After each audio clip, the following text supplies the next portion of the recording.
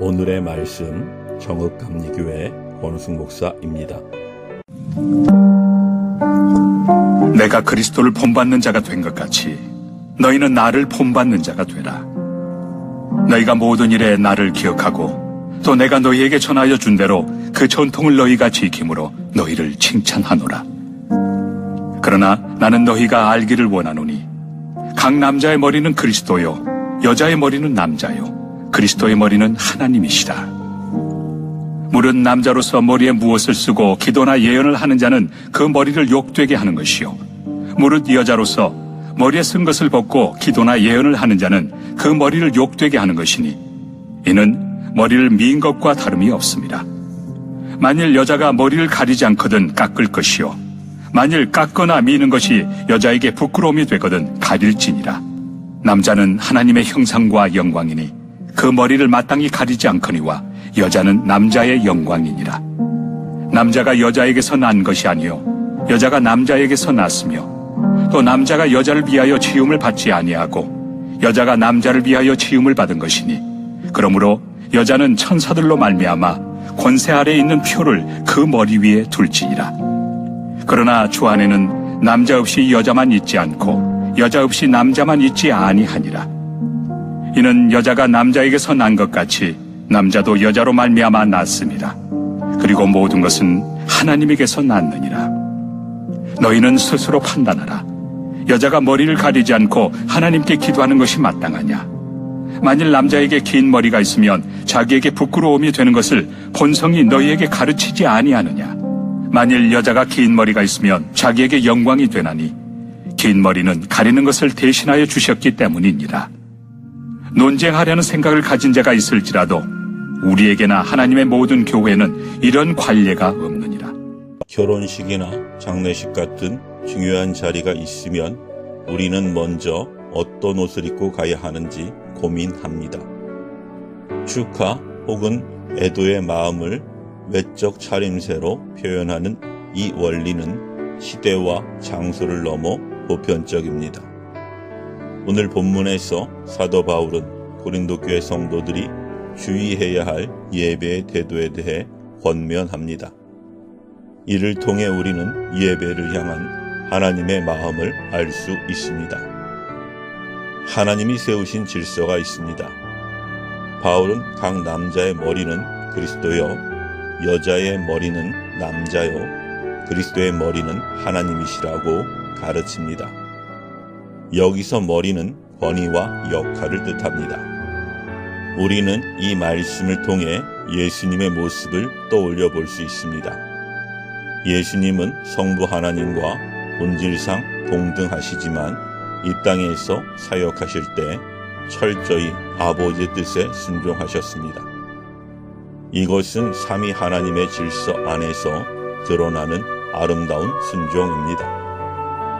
그런데 당시 고린도 교회에는 이 질서가 흔들리는 상황이었습니다. 로마 고위층 남성 사제들은 자신의 지위를 과시하려 머리에 토가를 쓰곤 했습니다. 그러나 바울은 교회 남성들에게 이를 따르지 말라고 권면합니다. 예배는 자신의 사회적 지위가 아닌 그리스도만 드러내는 자리이기 때문입니다. 또한 당시 여성의 머리 덮개는 아내의 정절과 겸손을 상징했습니다.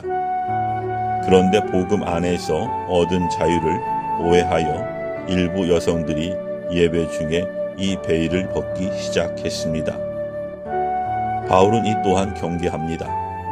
그리스도의 자유는 언제나 공동체의 덕과 하나님의 영광이라는 울타리 안에서 나타나야 하기 때문입니다. 질서는 예배의 본질입니다.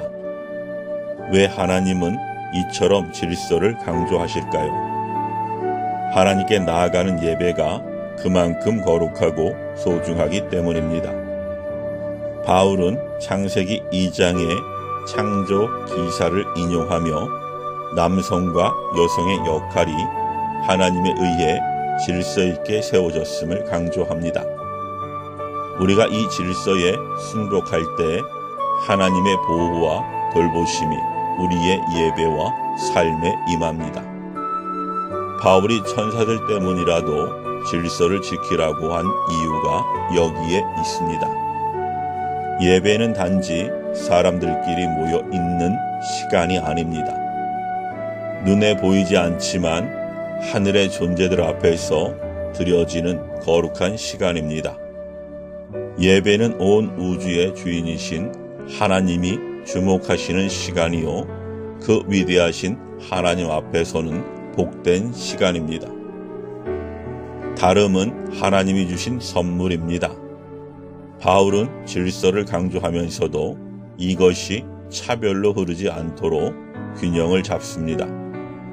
남성과 여성은 결코 서로 독립적이지 않으며 철저히 상호 의존적인 존재임을 제시합니다. 첫 번째 여성 하와는 아담에게서 나왔지만 이후의 모든 남성은 여성을 통해 나타납니다. 하나님은 어느 한쪽도 다른 쪽 없이 존재할 수 없게 만드셨습니다. 서로의 가치는 동등하되 지위와 역할이 다양할 뿐입니다. 그리스도께서 아버지께 순종하심으로 우리를 구원하셨듯 남편은 그리스도의 주권 아래에서 아내를 사랑으로 품고 섬겨야 합니다. 바울은 당시의 머리 모양 관습을 예로 들며 하나님이 각 사람에게 주신 정체성과 질서를 존중하라고 가르칩니다. 하나님이 주신 다름 안에서 조화를 이루는 것, 그것이 성경이 말하는 건강한 공동체의 모습입니다. 사랑하는 성도 여러분, 하나님이 기뻐하시는 예배는 내 마음대로, 내 편한대로 행하는 자유가 아니라 오히려 나를 조금 낮추어 공동체를 세워가는 겸손이 드러나는 자리입니다. 하나님이 부르신 자리에서 그분이 세우신 질서를 지켜갈 때 우리의 예배 위에 하나님의 풍성한 은혜가 임할 것입니다. 늘 하나님이 세우신 질서 안에서 성령의 보호하심을 경험하고 그 안에서 임하는 평안을 깊이 누리는 우리가 되기를 소망합니다. 아멘.